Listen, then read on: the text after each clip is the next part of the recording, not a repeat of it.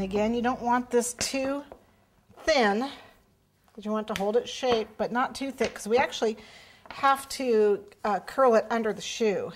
We need it big though to hold that pattern. Oops. And again, I want it to kind of stick to the counter just a little bit so that the paste doesn't move around when I'm trying to cut it out. Okay.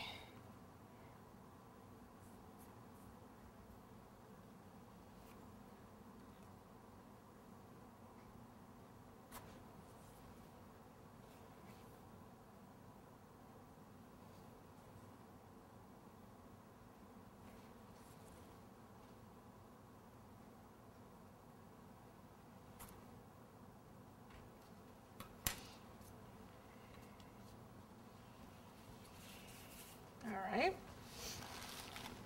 and then I want to smooth the edges, and then just peel this up, and I'm going to soften the edge of this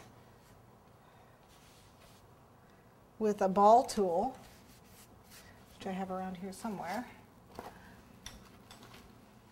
This is a ball tool, and I'm just going to soften the edge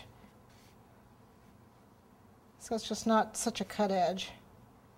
Again, your fingers work pretty well. The inside of this.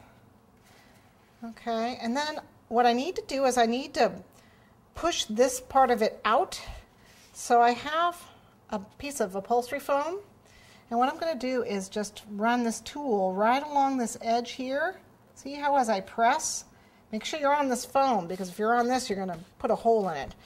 You want to be on this thick foam, and see how it's starting to cup?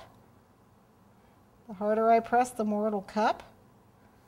Okay, creates a curve, and that is so it can get around these, around this guy. So what I'm going to put it upside down. Be very careful now at this point that you're not going to crack your piece that you've done, which I could do. That's why I have extras.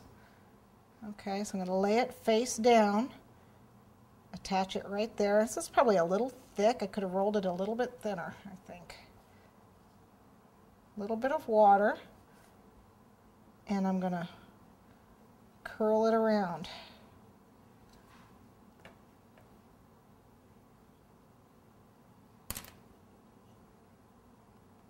See? And just kind of gather it as I go. And then this part, the same on the other side. A little water here. You can use egg white or gum glue also. Gum glue is just gum arabic and water.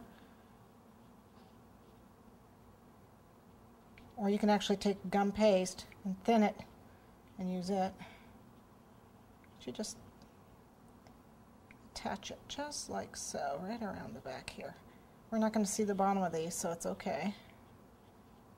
Okay, make sure they're attached. I'm going to put it back on its little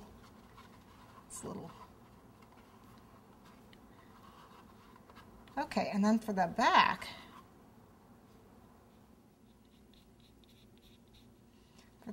of this, we're going to curl it around so it meets in the back.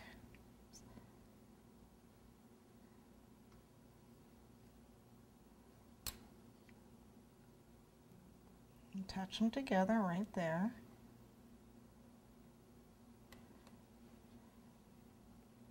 And then what I do down here is I use the ball tool to help me push that out just a little bit. Or you can use the end of your paintbrush, any part you might have squished.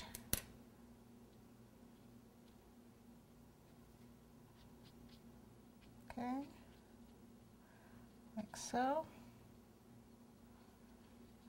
You can adjust this anyway, and then we're going to let that dry. And then we need to go ahead and do the other one.